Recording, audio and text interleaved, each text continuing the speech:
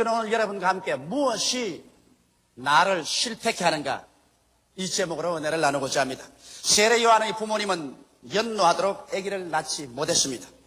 아버지 사가랴는 제상으로 자기 차례가 와 성소에 분향하러 들어가서 마침 성소에 분향하라고 했는데 제단 오른편에 하나님의 천사 가브리엘이 나타나셨습니다. 그는 가브리엘을 보고 깜짝 놀랐었습니다.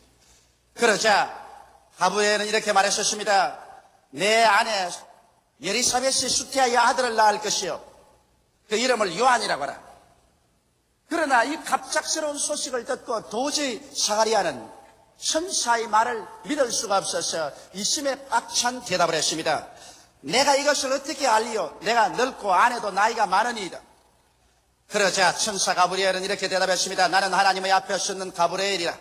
이 좋은 소식을 전하여 내게 말하라고 보내심을 입었노라. 보라, 이 일이 되는 날까지 내가 벙어리가 되어 능히 말을 못하리니 이는 내 말을 내가 믿지 아니하면이와 때가 이르면 내 말이 이루리라. 사가랴는 그의 불신앙으로 인하여 그 아들 요한이 태어날 때까지 벙어리가 되고 말하는 것입니다. 왜 하나님께서 이같이 가혹하게 사가랴를 벙어리로 만들어버리고 말하실까요? 그 이유는 간단합니다.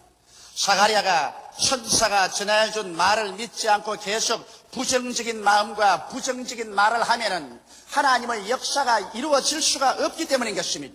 불신앙과 부정적인 말이 하나님의 사역에 얼마나 방해가 된다는 것을 이 사건을 통해서 주님이 분명히 보여주시는 것입니다. 하나님의 말씀을 들으면 이것을 믿고 부정적인 말을 하지 말아야죠. 차라리 부정적인 말을 해서 하나님의 사역을 막을 바에는 벙어리가 되라는 것입니다.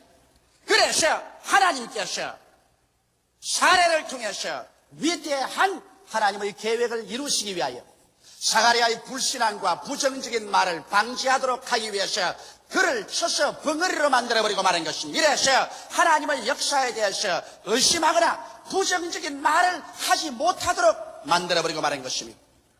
오늘날 수많은 사람들이 자기 인생의 실패를 하나님이나 이웃에게 그 책임을 돌리려고 합니다. 그러나 실상 그 실패의 원인이 사가랴처럼 자기에게 있다는 것을 깨달아 알아야만 하는 것입니다.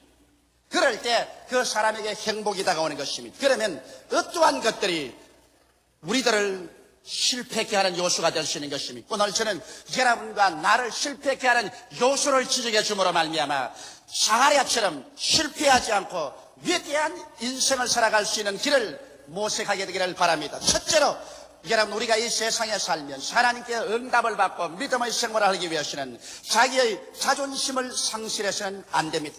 수많은 사람들이 열등의식과 좌절감과 자기 비하의 심정을 가지고 나는 아무것도 아니다, 나는 은혜를 받거나 축복을 받았나는 자격이 없다, 이와 같이 내심 끊임없이 시인하고 있는 것입니다. 이것은 무서운 부정적인 파괴가 되고 마는 것입니다. 자기 스스로를 실격자로 믿는 이상 그 사람은 결코 성공적인 인생을 살아갈 수가 없습니다. 자기가 자격이 없다고 하는 사람이 하나님께서 아무리 축복을 주셔도 이것을 담대한 믿음으로 소유할 수가 없는 것입니다. 이렇기 때문에 자존심을 상실한 사람은 하나님 앞에 설 수 있는 그릇이 준비 안 된 사람인 것입니다. 저는 이런 간증을 읽어보았습니다. 한 사람이 사람을 죽이는 죄만 짓지 아니하고 세상의 죄란 죄는 다 지었습니다.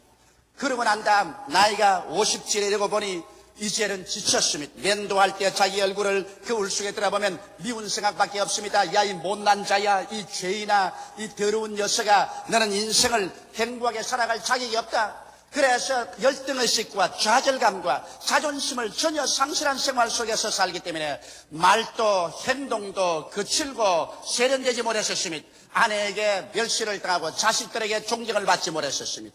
그가 회사 생활에도 승진하지 못하고 언제나 말단에는 머물러 있었습니다. 그러다가 한 번은 교회 출석에서 목사님의 설교를 듣고 난 다음 크게 깨달은 바가 있었습니다. 하나님께서는 죄를 짓고 불의하고 추악하며 버림을 받아야 마땅한 사람들을 죄 있는 그대로 못난 그대로 빈손돈 그대로 주님 앞에 나오면 십자가의 보혈로 씻어주시고 성령으로 인을 치어주시고 하나님의 자녀로 만들어서 하늘과 땅을 상속으로 받을 후사로 만들어준다는 말을 듣고 그 마음속에 깊이 충격을 느끼고 그런 하나님 엎드려 통회하고 자복했습니다. 자기의 죄를 다 고백하고 용서를 받고 난 다음에 그 다음 자기는 하나님 앞에서 하나님 내 자신을 내가 용서해 줍니다. 나는 나를 미워했습니다. 나를 멸시했습니다. 나를 천대했습니다. 그러나 이제부터는 내가 하나님의 아들이 되었으므로 내가 나를 사랑하고 나를 존경합니다. 그렇기 때문에 나는 이제 존경받을 만한 사람이 되었으므로 말도 존경받을 만한 말을 하고 행동도 그렇게 하겠습니다. 그래서 그의 생애가 그리스도 안에서 완전히 변화되어 자기 스스로를 존경할 수 있는 자가 되어서 그런 말과 행동을 하자 얼마 있지 않아야 자기 아내에게 존경을 받고 자녀들에게 수왕을 받게 되었습니다. 직장에서도 사람들이 다 그를 존경하게 되고 그의 지위가 향상되고 축복받은 삶을 살게 됐다는 그와 같은 간증을 적은 것을 읽어봤습니다. 여러분, 오늘 우리들은 하나님의 아들로서 우리 마음속에 스스로 자존심을 갖지 않으면 안 되는 것입니다. 나는 못났다. 나 같은 사람은 버림받을 존재다. 나는 스스로 미워한다. 이와 같은 열정의식과 자기 혐오와 자기 조소를 가지고 있는 사람은 어떠한 사람도 도와줄 수도 없고 축복을 해줄 수도 없는 것입니다. 이렇기 때문에 오늘 우리 모두 한 사람 한 사람이 하나님 앞에 나와서 예수 그리스도의 십자가를 통하여 옛사람은 벗어버리고 새사람을 입어서 스스로를 존경할 수 있는 사람이 될 수 있는 것입니다. 하나님께서는 수고하고 무거운 짐진 자는 다 내게로 오라. 내가 너를 쉬게 하겠다고 말한 것입니다. 자기 열등의식과 좌절감의 수고하고 무거운 짐을 짊어지고 자기를 조수하고 자기를 비난하며 사는 인생들이 십자가 밑에 와서 죄를 고백하고 예수를 구주로 모실 때 하나님께서는 그 사람에게 값없이 죄사함을 주시고 의롭다함을 주시고 하나님의 자녀가 되게 만들어주는 것입니다. 한번 생각해 보십시오. 하늘과 땅과 세계와 그 가운데 모든 것을 지으신 영원 무궁한 왕 되신 하나님께서 여러분과 나를 용접해서 신자식으로 만들어주시고 예수 그리스도와 함께 만유를 상속으로 받을 자로 만들어주시니 이 얼마나 위대한 자격과 은총을 얻는 것이 아니겠습니까? 이러므로 예수 그리스도 안에서 하나님 앞에 인정을 받고 용납을 받고 축복을 받고 난 다음에는 자기 스스로가 새 사람이 된 것을 느낄 수 있습니다. 누구든지 그리스도 안에 있으면 새로운 피조물이라 이전 것은 지나가시니 보라 새 것이 되었다고 바울 선생은 외쳤습니다. 이와 같은 새 사람을 볼 때 자기 스스로를 존경할 수 있게 되고 그래서 어느 심사 행동을 존경받을 자로 행하게 될 것이요 이렇게 되면 가족에서 이웃에서 그리고 불신자의 사회에서 존경을 받게 되는 자존심을 가지게 되는 것입니다. 사람은 자존심을 가질 때 어깨를 펴고 살 수 있으며 하나님 앞에 나와서 기도할 때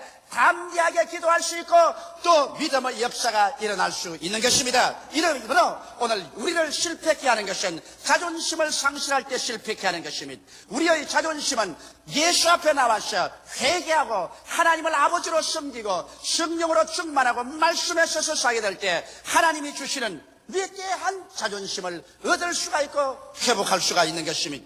둘째로 여러분 우리를 실패케 하는 것은 꿈을 상실하고 살 때 우리를 실패케 하는 것입니다. 꿈은 믿음의 어머니입니다. 사람들은 생각하기를 나는 열심히 기도하고 애쓰면 많은 믿음을 얻을 수 있을 것이라고 생각하는데 실제는 그렇지 않습니다. 여러분 꿈이 없으면 아무런 믿음도 소용이 없습니다. 꿈이 없는 사람에게는 신념도 필요가 없는 것입니다. 왜? 여러분 나는 믿는다고 말할 때 무엇을 믿는다고 말합니다.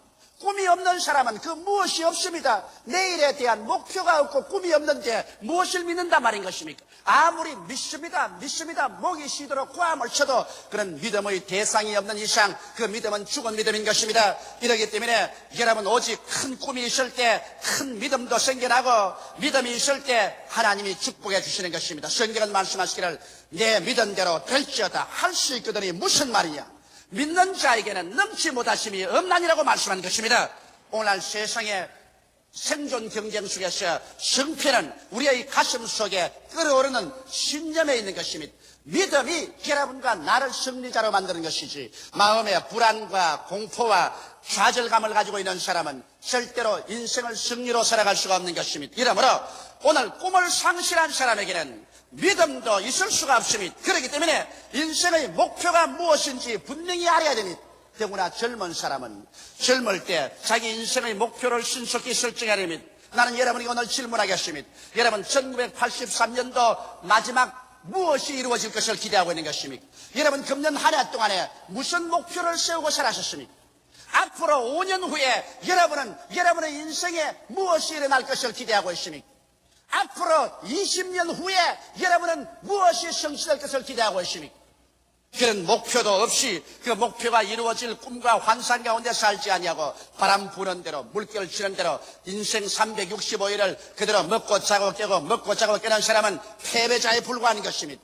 사람은 여러분 목표를 향해서 추구해 나가도록 지어져 있습니다. 이렇기 때문에 우리들은 인생의 목표가 무엇인지 분명히 알아야 됩니다. 사람들은 순복음 중앙교회가 어떻게 그렇게 발모하게 성장했냐고 말합니다. 우리 순복음 중앙교회는 1958년도에 시작한 이후로 지금까지 한 번도 목표를 세우지 않고 살아온 지역이 없습니다. 우리는 5년 전에 순복음 중앙교회가 1984년도까지 50만 성도가 될 것을 목표를 세웠습니다. 그러므로 우리는 5년 전부터 이 목표를 세우고 이 꿈을 꾸고 이 꿈을 성취하기 위해서 전력을 기울여 왔었습니다.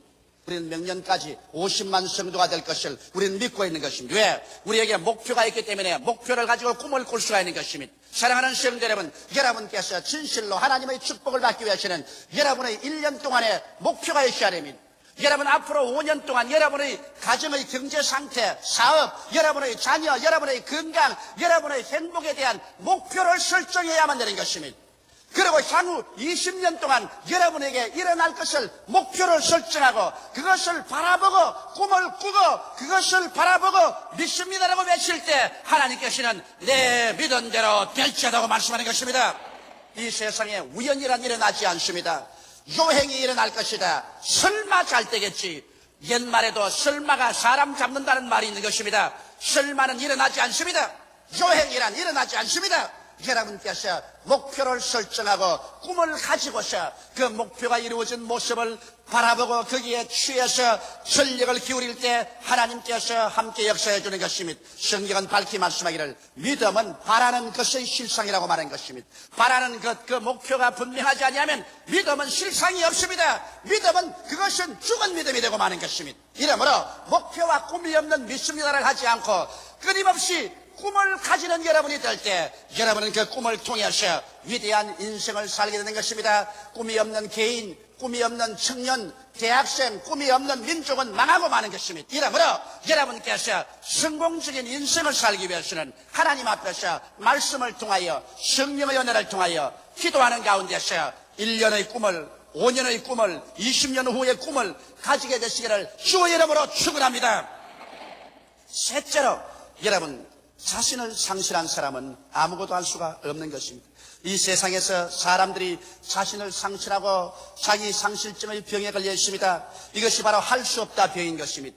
할 수 없다 병에 걸린 사람은 정신적인 죽음에 이르는 병에 걸린 사람인 것입니다. 그 때문에 하나님은 세례 요한의 아버지 사가랴가 나이 늙어 아들을 낳을 수가 없다는 할 수 없다 병에 걸린 것을 보고 할 수 없다 병을 입으로 말하지 못하게 하려고 입을 쳐서 벙어리로 만들어버리고 마는 것입니다. 차라리 할 수 없다 말할 바에는 벙어리가 되라는 것입니다. 여러분, 여러분의 입술에 적은 혀가 이야기하는 것이 무슨 큰 영향이 있을 것이냐 생각하지만 실제는 그렇지 않습니다. 여러분의 입술의 말 한마디가 천지를 지으신 하나님이 그 배후에서 움직이게 하는 것입니다. 하나님은 여러분의 입술의 말을 통하여 움직입니다. 성경은 말씀하기를 여러분의 입술이 얼마나 힘이 있는지 마치 큰 광풍에 화물을 잔뜩 실은 배가 이리저리 마음대로 조정해서 항구로 나가는 것처럼 여러분의 적은 혀도 그렇게 여러분의 인생의 운명을 좌우한다는 것입니다. 혀가 적어서 날름거리고 말을 하지만 그러나 그 혀의 말을 따라 밑에 거대한 능력이 움직이기 시작하는 것입니다. 혀는 마치 질풍처럼 달리는 말의 입속에 자갈과 같다고 말했습니다. 적은 자갈 눈에 안 보이지만 이것으로 말을 좌우로 움직이는 것처럼 여러분의 혀의 말로 따라서 거대한 창조적인 힘이 그 말에 따라 좌우로 움직이기 시작하는 것입니다. 적은 불이 온 도시를 태우는 것처럼 혀의 적은 것이 온 도시를 태울 만한 위대한 능력을 일으킨다는 것입니다. 오늘날 여러분과 나의 생에 위대한 창조를 가져오기 위해서 창조적인 위대한 능력인 성령께서 와 계시지만은 여러분과 나의 입술의 말을 통하여 이 위대한 창조 능력이 움직이고 있는 것입니다. 그렇기 때문에 여러분께서 할 수 없다 병에 들려서 할 수 없다고 말하고 있으면 여러분을 살릴 도리가 없습니다. 이스라엘 백성이 모세를 따라서 가데스 바네아까지 왔었습니다. 12 정탐꾼을 40일 동안 정탐시켰는데 그 중에 정탐하고 온 사람들 중에 10명은 할 수 없다 병에 들린 사람이었습니다. 그래서 그들은 끊임없이 할 수 없다고 외쳤습니다. 우리가 정탐한 땅은 산은 높고 골은 깊었습니다. 그곳에 있는 성은 하늘을 찌를 것 같고 그곳에 사는 네피림의 후손 아낙 자손들은 키가 장대하여 그들이 우리 보기에 여치새끼같이 보였을 것입니다 라고 말했었습니다. 이와 같은 할 수 없다 병은 유행병처럼 돌아서 온 이스라엘 300만이 땅을 치고 밤새도록 울면서 우리 장관을 세워 애굽으로 돌아가자 할 수 없는 유행병에 걸렸었습니다. 그것이 오직 여호수아와 갈렙만이 할 수 있다, 들어갈 수 있다, 그 땅을 점령할 수 있다고 말하는 것입니다. 그러나 사람들은 여호수아와 갈렙을 돌로 쳐 죽이려고 하는 것입니다. 그러자 하나님께서 분노하셔서 나타나셔 열정탐꾼을 그 자리에서 죽이고 300만의 이스라엘 백성을 저 광야로 회진시켜서 그들이 할 수 없다는 사람들이 모두 다 죽어 벙어리가 될 때까지 주님은 40년 동안 광야를 배회시켰습니다. 이래서 할 수 없다 백성이 다 죽어 그 입술이 벙어리가 되고 난 다음에 할 수 있다는 여호수아와 갈렙을 앞세워서 그 후손들을 데리고 가나안 젖과 꿀이 흐르는 땅으로 들어간 것입니다. 오늘날 또 하나님께서는 여러분께서 할 수 없다고 외치면 사가랴처럼 주님께서 여러분을 벙어리로 만들었는지 그렇지 않으면 이스라엘 백성처럼 죽어 무덤에 들어가서 그 입술이 벙어리가 되게 하든지 해야 되실 것입니다. 이러므로 여러분 우리는 할 수 없다는 말을 하지 말아야 되는 것입니다. 하나님에 대한 신앙과 하나님의 말씀을 가지고 있는 우리들이 왜 할 수 없다는 말을 하는 것입니까? 천지와 만물을 지으신 하나님이 여러분 편에 계시고 예수께서 십자가 걸머지시고 죄를 속해 주시고 성령을 주시고 질병을 치료해 주시고 저주를 다 제하여 번창을 주시고 그리스도의 재림할 약속을 주셨는데 왜 여러분이 할 수 없다는 말인 것입니까? 여러분에게는 말씀이 있고 하나님의 성령이 계시지 않습니까? 이러므로 할 수 있거든이 무슨 말이냐? 믿는 자에게는 능치 못하심이 없나니라고 말씀하신 것입니다. 이러므로 우리는 할 수 있습니다. 매일같이 긍정적인 할 수 있다 이 말을 외쳐야 됩니다. 저는 잠자리에 들어가기 전에 침대에 들어 누우면 이렇게 말합니다. 나는 할 수 있다, 할 수 있다, 할 수 있다, 할 수 있다. 나는 축복을 받은 사람이다. 그 대학에 그리스도 안에서 복 받은 사람이다. 나는 성공자다. 그리스도가 나를 성공시켰다. 그리고 우리 집 사람도 따라하라 그럽니다. 안 따라할 도리가 있나? 별 수 없이 따라합니다. 그리고 아침에 일어나면 나는 말합니다. 나는 성령님과 하루 같이 일한다. 나는 할 수 있다, 할 수 있다, 할 수 있다. 나는 성공자다. 나는 축복받은 사람이다. 나는 하나님께서 능력을 주셔서 오늘 모든 일을 다 성공할 수 있다. 사람들은 내가 그렇게 하는 걸 보고 웃을는지 모릅니다. 그러나 그 사람들은 내가 그 말을 통해서 내 배후에 있는 위대한 창조적인 능력을 움직이고 있다는 것을 모르고 있는 것입니다. 사람들은 말하기를 조 목사는 왜 그렇게 활기차게 교회 목회를 하고 세계를 움직이는 그러한 목회를 할 수 있냐고 묻습니다. 그것은 나는 이 혀를 올바르게 사용해서 자신 없는 자신을 상실한 그런 생활을 하지 않냐고 언제나 내 속에 천지를 창조하고 변화시키는 그 동력을 움직이고 있는 것입니다. 여러분의 입술의 말로서 여러분이 묶임받으셨으며 사로잡힌 받는 것입니다. 죽고 사는 권세가 혀에 있다는 것을 알게 되시기를 주 이름으로 축원합니다. 이러므로 여러분 자신을 이 위대한 능력 속에 들어가기 위해서 매일 아침 매일 저녁 시시각각으로 긍정적인 신언을 사용하게 되시기를 주 이름으로 축원합니다. 그렇게 되면 자신을 상실한 무기력한 생활을 하지 않게 될 것입니다. 넷째로 기대를 상실하고 사는 사람은 인생에 있어서 패배합니다. 만일 우리가 오직 낭패와 실망과 저주와 죽음을 바라고 산다면 그 사람이 얼마나 불안하고 불행하고 고통스럽지 않겠습니까? 그러나 놀랍게도 대다수의 사람은 그의 마음속에 안개가 끼듯 아련하게 언제나 불안과 공포와 절망의식을 가지고 있습니다. 무언가 모르게 내게 불행한 일이 다가올 것이다. 불안한 일이 생길 것이다. 낭패와 실망이 생길 것이라는 무언가 모르게 공포심에 잡혀 있는 것입니다. 바로 성경에 보면 욥이라는 사람은 그가 낭패와 실망을 당하고 난다 외쳐 말하기를 내 무서워하던 그것이 내게 미쳤고 내 두려워하던 그것이 내 몸에 미쳤다고 말한 것입니다. 오늘날 여러분과 내가 부정적인 기대를 가지고 인생을 살면 파괴적인 것밖에는 인생에 기대할 수가 없는 것입니다. 그러나 다 같은 여러분 에너지를 사용하면서 매일매일 긍정적인 기대를 가지고 사십시오. 나는 하나님이 나와 같이 계십니다. 성령이 함께 계심으로 나는 기도하고 믿음으로 삶으로 무언가 좋은 일이 일어난다. 모든 일이 합동하여 선을 이룬다. 하나님께서 같이 하심으로 기적이 일어난다. 이런 기대를 가지고 살아야 됩니다. 저는 폐병에서 살아나고 난 이후로부터 시작해서 누가 가르쳐주지 않았는데 하나님 성령께서 저희 마음속에 역사해 주셔서 희한하게 부정적인 기대를 깡그리 버리기로 작정을 했습니다. 아무리 눈에 나무 전가 안 보이고 귀에는 아무 소리 안 들리고 손에는 잡히는 것 없고 내 앞길 칠흑같이 어두워도 어두운 가운데서 빛이 있으라고 하신 하나님을 의지하고 저는 언제나 잘 될 것을 기대했습니다. 승리할 것을 기대하셨습니다. 축복받을 것을 기대하셨습니다. 1958년 신학교를 나와서 저 불광동에 가서 다 떨어진 천막을 치고서 교회를 개척했을 때 사람들은 나를 보고 비참하게 생각했을지 모르겠지만 그러나 그 가운데서 나는 매일같이 기적이 일어날 것을 기대했었습니다. 제가 그곳에서 우리 집으로 여러 통의 편지를 보냈는데 그 편지 한 통에도 슬픔과 고통에 대한 말을 적은 적이 없습니다. 현재 배고프고 춥고 괴로웠지만은 그러나 그러한 것을 편지에 기록해서 저희 아버님께 붙인 적이 없습니다. 왜? 언제나 저희 마음속에는 기대가 살아있었습니다. 내일은 오늘보다 나아진다. 다음 달은 금번달보다 나아진다. 명년은 금년보다 나아진다. 어둡고 캄캄할지라도 하나님께서 같이 하심으로 기적이 일어나게 된다.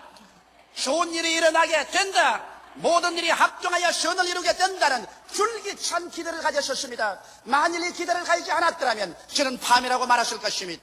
이 교회를 지을 때 정말 절막같이 어둡고 캄캄할 때 슬픔과 고통과 절망이 홍수처럼 휘몰아올 때도 뭔지 모르게 뱃속 깊은 곳에 샘물같이 솟아오르고 있었습니다. 나는 살 수 있다. 좋은 일이 일어난다. 하나님께서 합동하여 유익을 이룬다. 그러므로 뒤로 물러가면 안 된다. 믿음으로 나갈 수 있다. 이와 같은 기대에 꽉 들어찬 믿음이 오늘날 서로 살려주시고 큰 교회를 이끌고 나갈 수 있게 만들어준 것입니다. 사도 바울 선생은 바로 이와 같은 줄기찬 기대를 가진 사람이었습니다. 로마서 8장 31절 이하에 보면 그런 적이 일에 대하여 우리가 무슨 말 하리요? 만일 하나님이 우리를 위하시면 누가 우리를 대적하리요? 자기 아들을 아끼지 아니하시고 우리 모든 사람을 위하여 내어주시니까 어찌 그 아들과 함께 모든 것을 우리에게 은사로 주지 아니하시겠나니요? 누가 능히 하나님의 택하신 자들을 송사하리요? 의롭다 하시는 하나님이시니 누가 정죄하리요? 죽으실 뿐 아니라 다시 살아나시는 그리스도 예수시니 그런 하나님 우편에 계신 자요 우리를 위하여 강구하시는 자시니라. 누가 우리를 그리스도의 사랑에서 끊으리요? 환난이나 공고나 핍박이나 적신이나 비견이나 위험이나 칼이랴. 우리가 종일 주를 위하여 죽임을 당게 되며 도살할 양같이 여김을 받았나이다 함과 같으니라. 그러나 이 모든 일에 우리를 사랑하시는 이로 말미암아 우리가 넉넉히 이기나니라. 내가 확신하노니 사망이나 생명이나 천사들이나 권세자들이나 현재일이나 장래일이나 능력이나 높음이나 깊음이나 다른 아무 피조물이라도 우리를 우리 주 그리스도 예수 안에 있는 하나님의 사랑에서 끊을 수 없으리라. 줄기찬 긍정적인 기대인 것입니다. 그에게는 어떠한 어두움도 바울 선생을 정복할 수 없었습니다. 그는 너무나 줄기차고 힘찬 내일에 대한 기대를 가지고 있었습니다. 예수를 믿는 사람은 이 밝고 맑고 환한 기대를 저버리고 살 수가 없는 것은 왜냐하면 하나님께서는 어두운 가운데서 빛이 있으라고 외치며 어두움이 떠나가고 빛이 다가오게 한 하나님이시기 때문인 것입니다. 그러므로 어떠한 칠흑 같은 어두움도 하나님과 함께 기대를 가지고 사는 사람에게 어두움이 함몰시킬 수가 없는 것입니다. 생명의 근원은 마음에 있습니다. 하나님께서도 우리들의 마음을 통하여 우리를 만나주시는 것입니다. 마음을 떠나서 저 하늘과 땅과 좌우에 어디에서 하나님을 만날 것으로 생각하지 마시기 바랍니다. 마음을 저버린 사람은 자기 인생을 저버린 사람인 것입니다.